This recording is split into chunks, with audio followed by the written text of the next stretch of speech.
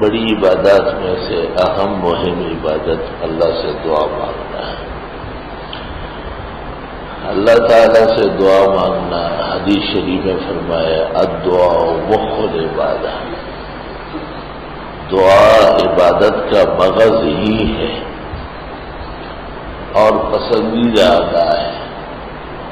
بندے کی بہترین ادائیگیوں میں سے ایک مخلصانہ دعا ہے، حق سبحانہ و تعالی سے متوجہ ہونا اور اس کی عظمت الوہیت سے اپنی عاجزی اور بندگی کو منوانا بہت بڑی عبادات میں سے۔ دعا کے لیے یہ ضروری نہیں کہ اس سے پہلے کوئی عبادت ہو، دعا خود عبادت ہے۔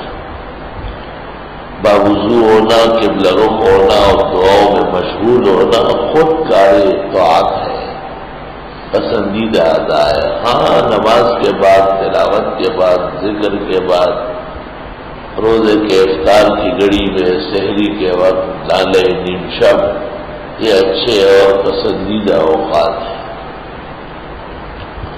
حدیث شریف میں ارشاد فرمایا تم چھوٹی بڑی سب چیزیں اللہ سے مانگو، اگر جوتے کا تسمہ ٹوٹ جائے تو نئے تسمے کے لیے اللہ سے دعا مانگو، اگر چراغ میں تیل ختم ہو جائے تو چراغ کے وجود برقرار رکھنے کے لیے بھی اللہ سے دعا مانگو۔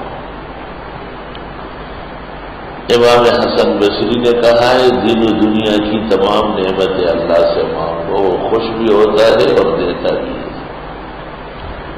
حکیم الامت مولانا اشرف علی صاحب رحمۃ اللہ علیہ نے فرمایا ہے افسوس جتنے ذرائع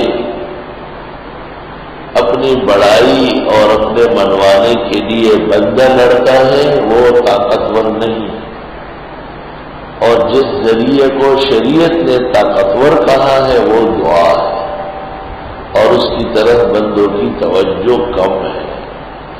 خوب دعائیں مانگی جائے اور اللہ سے اپنی عاجزی اور بندگی منوائی جائے، اس کی شان عظمت اور شان الوہیت سے دین و دنیا کی تمام نعمتیں مانگی جائے، ہر آفت آحت تکلیف مصیبت سے پناہ مانگی جائے، وہ دعا مانگنے والوں سے خوش ہوتا ہے، نہ مانگنے والوں پر ناراض ہوتا ہے۔ الحمدللہ رب العالمین، استغفرک اللہ